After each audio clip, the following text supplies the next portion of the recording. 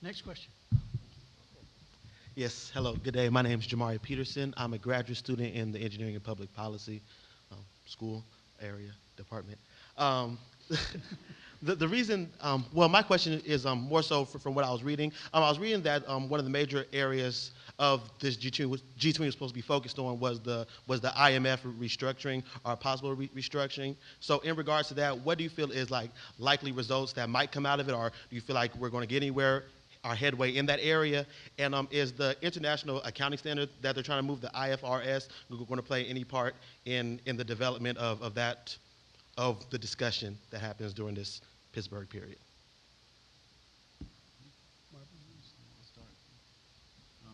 So I think those are very good points. Let me just say something slightly controversial about the IMF. I'm happy to have to strengthen our international organizations.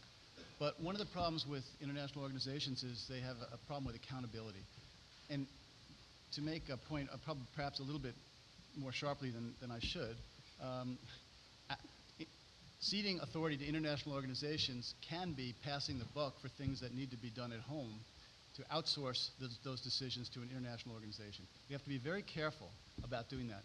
So what do I mean by that? In the case of the IMF's resources come from the United States in large part, and then the organization gets to decide how to allocate those resources around the world. I think there's some limited reason to do that, but we also have to remember that the alternative is for us to allocate international aid directly to those countries we think deserve it on terms we think they should get it. It's as if, and this is a trade-off. It's obviously not one thing or the other.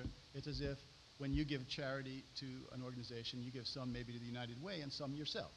So what we need to think about is the border, the boundary between giving to the United Way and giving on our own. And that's the way I like to think about IMF issues. On accounting, I also agree that that's something we need to coordinate across countries, because accounting can be extremely confusing if you're trying to do business across countries with different rules. Absolutely. And I think there is progress on that.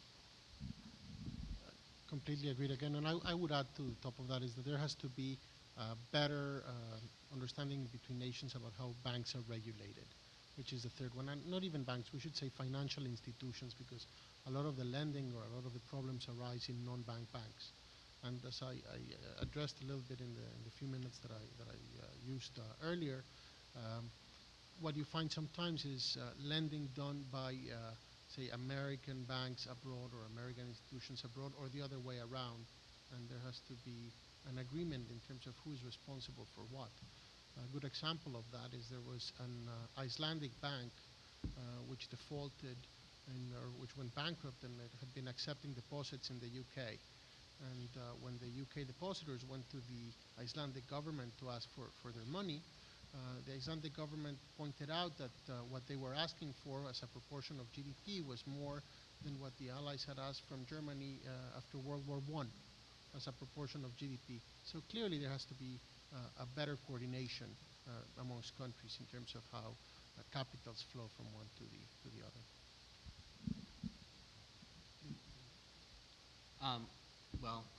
Go ahead. Yeah, so I would just, I would just want to echo the point that Jendaya was making, though, which is, the governance of these institutions does tend to reflect immediate post-war economic and political realities in some dimensions more than it does current ones. The head of the IMF has always been a European. The head of the World Bank has always been an American. It doesn't have to be that way. I don't think this is written down in law anywhere, but that's the way it's been. If you're a representative of the Chinese or the Indian governments, it's easy to see why this might be viewed as unfair. Right? On its current growth trajectory, China could be a larger economy than all of Western Europe within a few decades, and yet it still wouldn't be allowed, under current rules, to place one of its nationals at the head of the IMF. If the international financial institutions want to hold on to their legitimacy, then these kind of rules probably need to be re-examined. I agree. Okay. Great. Next question. My name is Jihai, and I'm a freshman undergrad.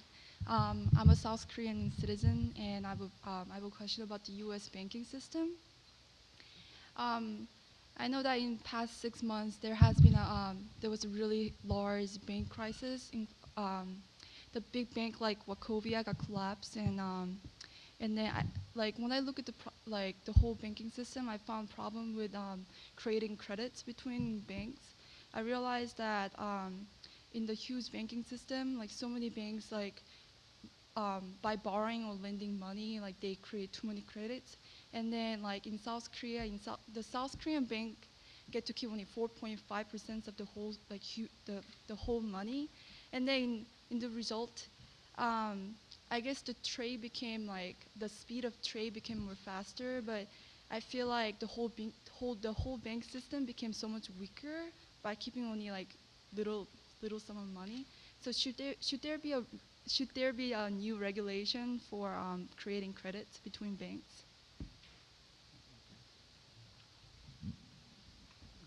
It's a good question. Certainly, part of what happened in the past few months was that given that different financial institutions did not know what was on the balance sheet of the other financial institutions, they stopped lending to each other, and the whole lending channel collapsed. And certainly, that had a very large effect in the acceleration of the downfall of the global economy. You saw a collapse not only of interbank lending, which was reflected in higher LIBOR spreads, which is the rate at which banks lend to each other, but you saw an outright collapse in the actual amounts of lending, and you saw a very sharp decline even in trade financing, which is a very simple way to finance things and which is really the bloodline to allow trade to occur. The different countries have been trying for a while to come up with improved measures to gauge the riskiness of the banks, which in order would likely facilitate the trading or the exchangement of flows between one institution and the other. I made reference to the Basel II agreements, and certainly there was an effort there, and there continues to be an effort to make banks be properly capitalized. The problem was that it was not only the banks that were doing the lending, but was also non-bank banks. And what do I mean by non-bank banks? We say investment banks. For example, Lehman was doing a lot of lending, and yet it was not the capital regulation. The rules were different than the ones that banks had to have, even within our borders. There are other examples. General Electric is virtually a bank. We think of it as a producer of turbines and light bulbs or crummy TV shows. But the fact is that the bulk of their business is lending. That's where they've been making the most money, whether it's in real estate or leasing. And the fact is that the regulations were very different, not to say very poor. So certainly a lot has to be done first in-house and then eventually in other countries. But efforts are being made, and certainly they should continue. Anything? Okay, question?